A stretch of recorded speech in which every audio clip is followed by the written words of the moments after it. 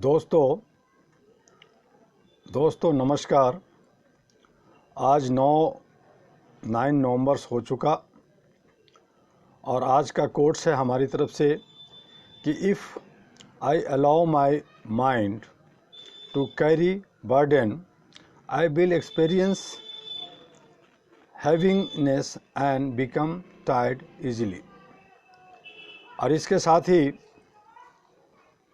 जो आज एक हफ्ते से बहुत रसाकसी बहुत सारी चीज़ें थी, उसमें जो हाइडेन और कमला हैरिस जब चुनाव हो रहा था, हमारे अमेरिका में बहुत सारे साथी बैठे, न्यूयॉर्क में बैठे, कैलिफोर्निया में बैठे, जॉर्जिया में बैठे, वाशिंगटन में बैठे और कई जगहों में, टेक्सास में, उन सब से मेरी बात हो रही थी। सब ने कहा यहाँ बहुत मारामारी है, कह नहीं सकते कि ट्रंप जीतेगा या हारेगा। तब हमारा अनुमान था कि ट्रंप हारेगा। ट्रंप ने अपनी पूरी ताकत बिलियन टू बिलियन पैसे खर्च किए, सारे सोशल मीडिया, इलेक्ट्रॉनिक मीडिया का पूरा फ़ायदा उठाया, लेकिन जो उनके रवैया था उससे साफ जाहिर हो गया था कि ये जनाब जनता को नहीं जानते, नहीं समझते। जनता बहुत ही समझदार हो गई पूरी दुनिया का, ऊपर से कुछ दिखती है, अंदर से कुछ दिखती है, और यही हुआ। लोगों ने भारी बहुमत से जो बाइडेन और कमला हैरिस को विजय हासिल किया। मैंने रिजल्ट आने से पहले ही उन्हें बधाई भेज दिया था, दोबारा मैंने बधाई भेजा है। हालांकि अभी भी 214 और 274 का डिफरेंस, आपस की जो डिफरेंस होने के बावजूद भी ट्रंप सुप्रीम कोर्ट गए हैं और कहते हैं कि ये रिकाउंटिंग होनी चाहिए, मैं हारा नहीं हूँ। तो मैंने पिछली बार कहा था कि किसियानी बिल्ली खंबा नोचे। अब Joe Biden big boss America के प्रेसिडेंट बनने जा रहे हैं, और कमला हैरिस जिनका लगाव भारत से रहा है, मिट्टी से, खून से जुड़ा हुआ है रिश्ता, वो वहाँ के डिप्टी प्रेसिडेंट अमेरिका बनने जा रही हैं। तो उन्हें बहुत बहुत बधाई। हमारे all India human rights association AHRA global जो विजन, हमारा जो चैप्टर है, हमारा न्यूयॉर्क में जो अहरा का जो चैप्टर है, उनके तरफ से उनके बहुत बहुत कंग्रेचुलेशन। मैंने सारे सोशल मीडिया के थ्रू भी और उनके पर्सनल मैसेज पे भी मैं भेज चुका हूं। और मैं जब भारत की बात करते हैं, बिहार की बात करते हैं, ये अगर कोरोना, ये महामारी नहीं आता तो अहरा नेशनल पार्टी बिहार में 243 कैंडिडेट खड़ा करने जा रही थी। उसकी हमने तैयारियां करीब कर ली थी, लेकिन महामारी ने हमें रोका।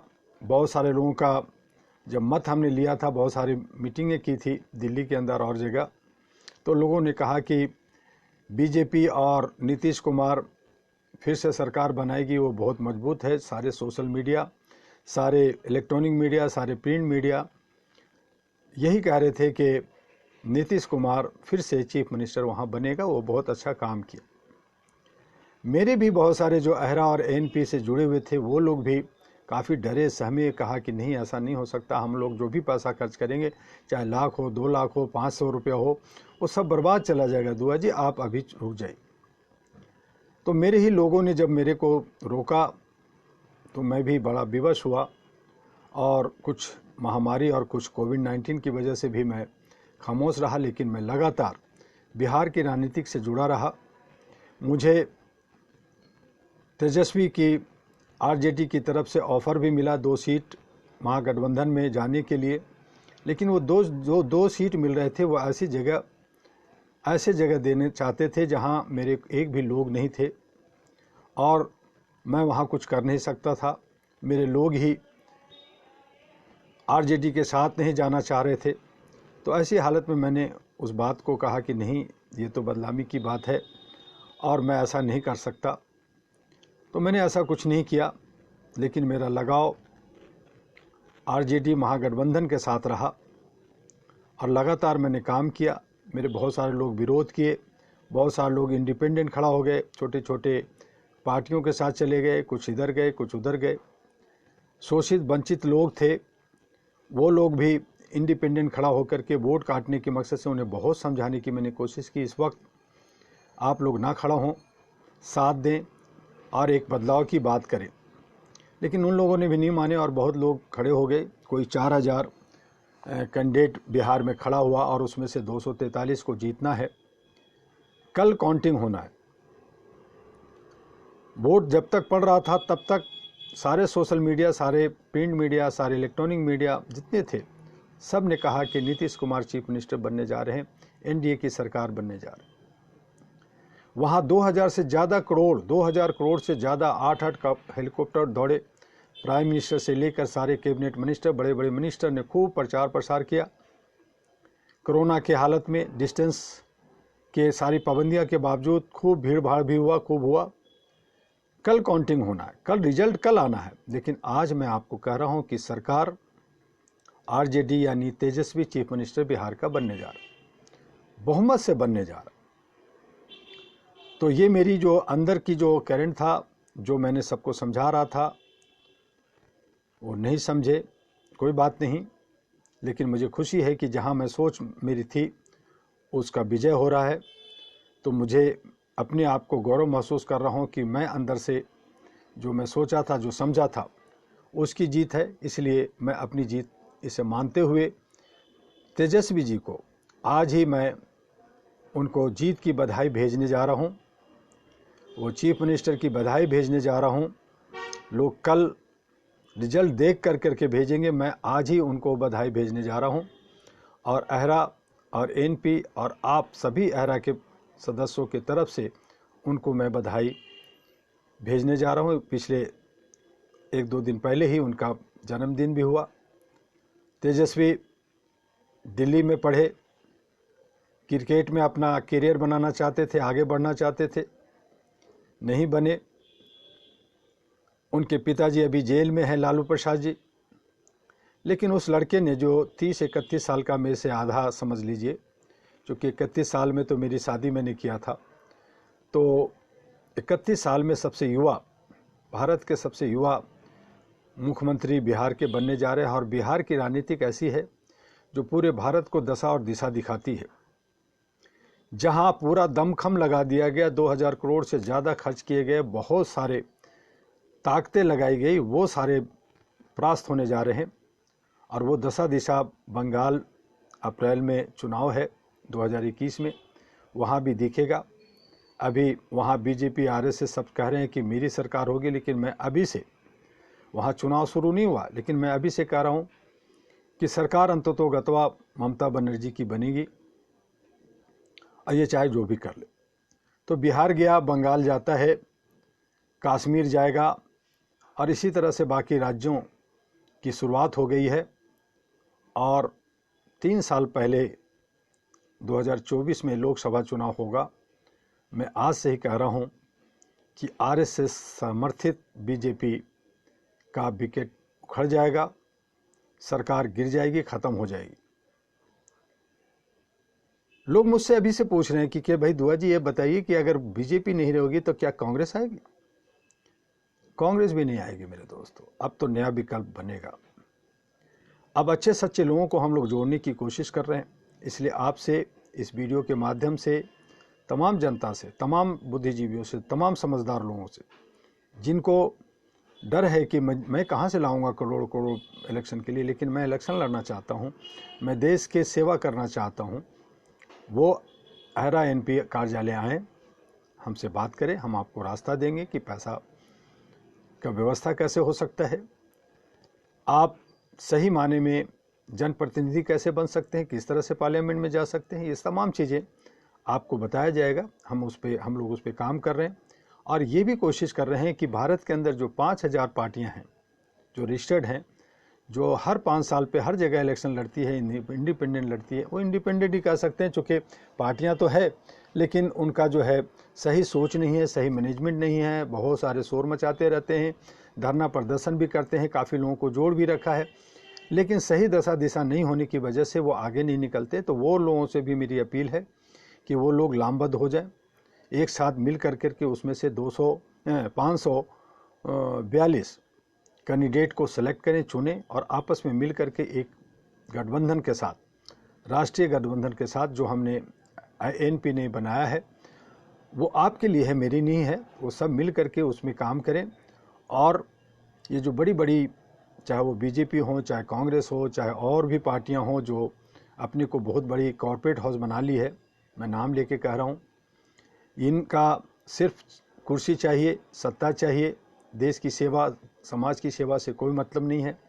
अमीरी गरीबी का जो है ये डिस्टेंस बढ़ा करके, लोगों को बेवकूफ़ बना के, जुमलाबाजी कर करके, झूठ सच बोल कर करके, गलत गलत वादा कर करके ये जो देश का बिंडाधार कर रहे हैं, ये जो बर्बाद कर रहे हैं, वो अपना भी बर्बादी करते हैं तो और समाज को भी बर्बाद करते। कहीं ना कहीं जो हमारे लीडर हैं उनके बच्चे भी हैं, उनकी बीवी भी हैं, उन तमाम लोग जो इफेक्टेड होते हैं, उससे हमें उबारने के लिए हम सबको एकजुट होना होगा।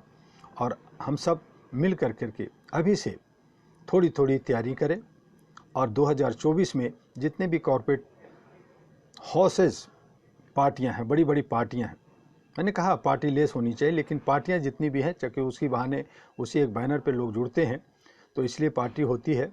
तो इन तमाम जो कॉरपोरेट हाउस हैं जो अरबों खरबों हमारे जनता के पैसे को लूट रखा है या लूट रहे हैं, या व्यवस्था में जो खामियां हैं उसको ख़त्म करने की, जो हमारी भारत की संपूर्ण आज़ादी की बात हम कर रहे हैं, जो लीज पे है, बहुत सारे कानून में बहुत सारी चीज़ें जो बदलने की बात है, उन पे काम करने के लिए हमें एक साथ जुड़ना होगा। मुझे एक बार खुशी हुई थी जब हमारे देश के प्रधानमंत्री आदरणीय नरेंद्र मोदी जी ने कहा था कि बहुत सारे बेकार जो कानून है उसे हमें ख़त्म करना है, बहुत सारे अच्छे काम करना है। तो कई काम उन्होंने काम अच्छा भी किया और बहुत सारे उन्होंने जो अहम में और पार्टी के और गलत लोगों के, अंधभक्तों के और गलत सहयोग से जो देश को गलत रास्ते पे ले जा रहे हैं, उसका मैं विरोध करता हूं।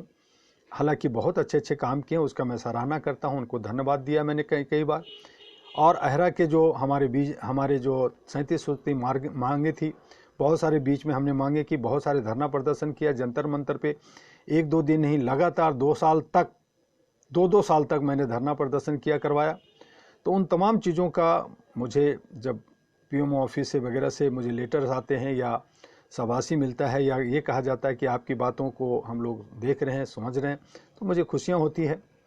और आप जो ये जो आज हम लोग सुन रहे हैं कि ये कांग्रेस जो पागलपना कर रही है, 370 और 35 को हटाने और ये की बातें कर रही है, तो ये जो है जूते और खाएगी, क्योंकि ये हमारे देश से जुड़ा हुआ है, ये हमारे राष्ट्रभक्ति की बात है।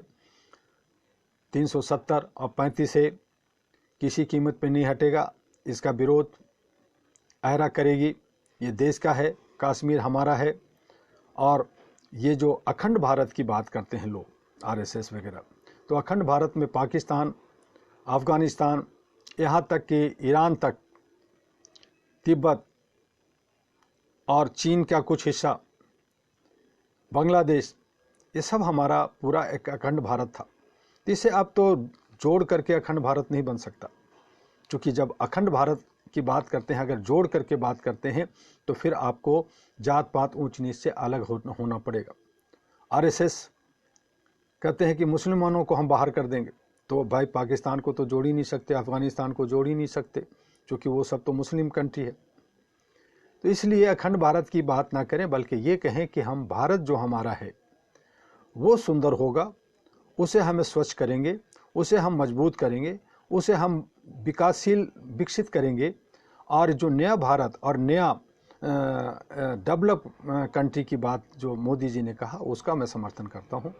तो इस तरह से जो हम विभिन्नताओं में एकता वाली जो भारत हमारी है, उसको हम खूबसूरत करें, बिना जात पात का, बिना ऊंच नीच का, बिना किसी तरह का डिस्क्रिमिनेशन का हम भारत को खुशहाल कर सकते हैं। आपस में मिल करके जो यहाँ की जनता जो रह रहे हैं, चाहे वो किसी भी जात के हों, वो सब भारत के हैं, भारतवासी हैं। और भारत को सभी लोगों ने अपना अपना खून दिया है, चाहे आज़ादी के लिए, चाहे बाकी चीज़ों के लिए, तो उन तमाम का भारत है। और मुझे इस बात की बेहद खुशी हुई थी जब बिहार में चुनाव हो रहा था, तो तेजस्वी ने कहा कि जो बिहार में है, जो लोग भी है, चाहे जो जात के लोग हैं, वो बिहारी हैं और हम उनका सम्मान करते हैं, उनके रोजगार का, उनके रहन सहन सबकी जिम्मेदारी होनी चाहिए बिहार को आगे बढ़ाने। तो मुझे बहुत अच्छा लगा। वहीं पे हमारे देश के प्रधानमंत्री ने एक भाषण में कहा कि जो हम घुसपैठियों को, बाकियों को बाहर निकालें, तो फिर वहाँ पे एनआरसी ये सारी बातें हुई, सीए की बातें उठी और उसका खामियाजा कल मिल जाएगा जब ये मुंह के बल खा रहे हैं और वहाँ पे तेजस्वी मुख्यमंत्री बनने जा रहे हैं। तो ये सारी हालातें हैं देश का। हमें देश में रहते हैं, कोई व्यापार कर रहा है, कोई नौकरी कर रहा है, कोई और भी कई काम कर रहे हैं, सब काम करते रहें, सभी समाज और देश के लिए काम कर रहे हैं, परिवार को चला रहे हैं, परिवार को भी चला रहे हैं, वो भी समाज का एक हिस्सा है। तो इस तरह से परिवार को, खुद को चलाना, परिवार को चलाना, समाज को चलाना, देश को, ये सब देश के हित में है। और उसके लिए AHRA, all India human rights association जो है, ह्यूमन राइट्स जो है, ये एक मानव चैन बना करके सुख शांति के लिए, सद्भावना के लिए काम किया। हमें भी बहुत सारे लोग, बार बार मैंने कहा कि हमें तोड़ने की कोशिश करते रहते हैं। कुछ सरफिरे लोग, कुछ दिमाग के सरफिरे लोग जो हैं, जो सोचते नहीं, सोच समझ जो है उनकी बहुत ज़्यादा ब्रिलियंट या अपने को समझते हैं, वो हमारी शक्तियों को, ताकतों को तोड़ने चाहते हैं, अलग अलग अपने अपने तरीके से चलना चाहते हैं। तो चलें, उसमें कोई ये नहीं है, रोक नहीं है, आदमी चल सकता है। लेकिन एक विजन और एक मिशन होता है, उस पर काम करना चाहिए। और वो विजन मिशन जो है एकता, अखंडता की होनी चाहिए, इक्वलिटी की होनी चाहिए, समानता के साथ होनी चाहिए, बिना किसी भेदभाव का होना चाहिए, बिना किसी जाति धर्म का, बिना किसी भाषा को प्रताड़ित किए, बिना उसको रोक टोक के हमें आगे बढ़ना चाहिए, सबको साथ लेकर करके। बहुत खूबसूरत हमारा भारत है, उसे खूबसूरत बनाने की हमें बात करनी चाहिए।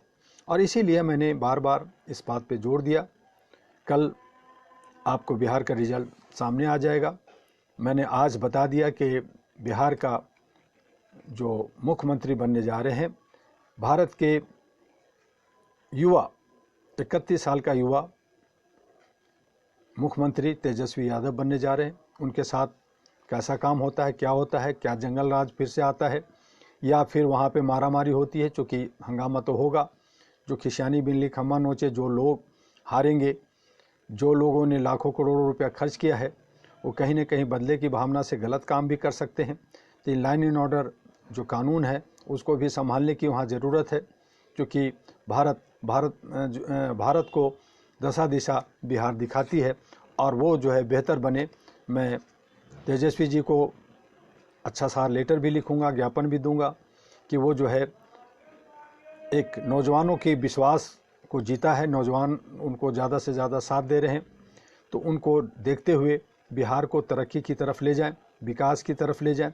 बहुत सारी योजनाएं, परियोजनाएं जो अहरा नेशनल पार्टी ने बनाई थी, जो मैनिफेस्टो तैयार की थी, उसकी कॉपी भी मैं तेजस्वी जी को भेजने वाला हूं, ताकि वो उससे कुछ, अगर वो सीख सकें या उससे वो कुछ चीज़ें ले सकें और बिहार के लिए डेवलपमेंट, पर्यटन के मामले में, यहाँ वहाँ पे महिलाओं के मामले में, वहाँ पे बच्चों के रोज़गार और नौकरी के बारे में, शिक्षा को और स्वास्थ्य पे नज़र देंगे। तो इन तमाम चीज़ों को मैं विस्तार से उनको भेजूंगा और आपके सहयोग से वो अहरा की तरफ से होगा। और मेरी जो सुशासन की किताब है और जो बहुत सारी किताब है, वो भी उनको प्रेजेंट दूंगा। तो इस तरह से आगे चलेगी। आज थोड़ा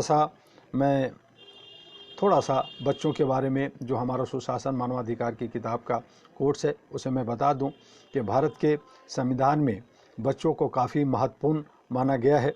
बच्चों की देखभाल और चिंता करना हमारी जिम्मेदारी बताई गई है। 6 से 14 वर्ष के बच्चों के लिए निःशुल्क एवं अनिवार्य शिक्षा के प्रावधान की व्यवस्था की गई है। इस अधिनियम को राष्ट्रपति की मंजूरी प्राप्त होने के बाद 1 अप्रैल 2010 से लागू कर दिया गया।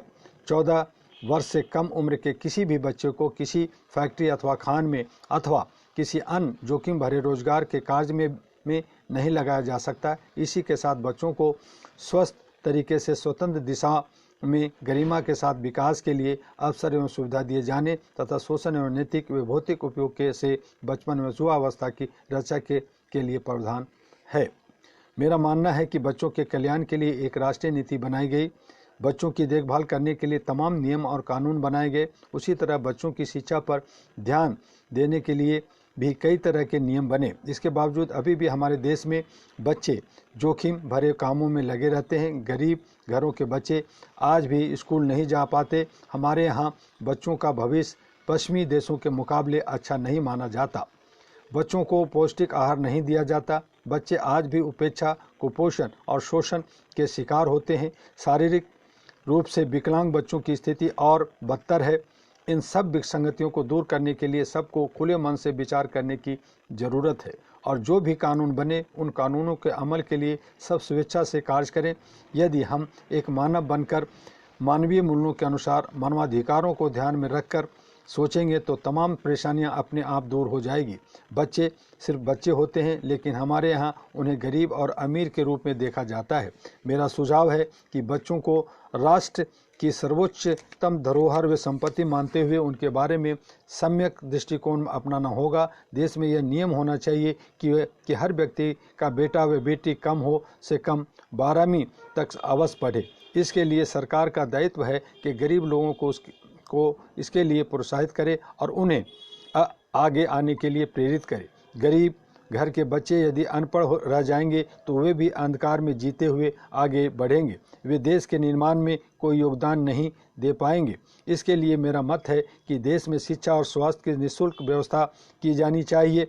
खासकर शोषित, वंचितों व आम आदमी के बच्चों के लिए ये व्यवस्था जरूर होनी चाहिए।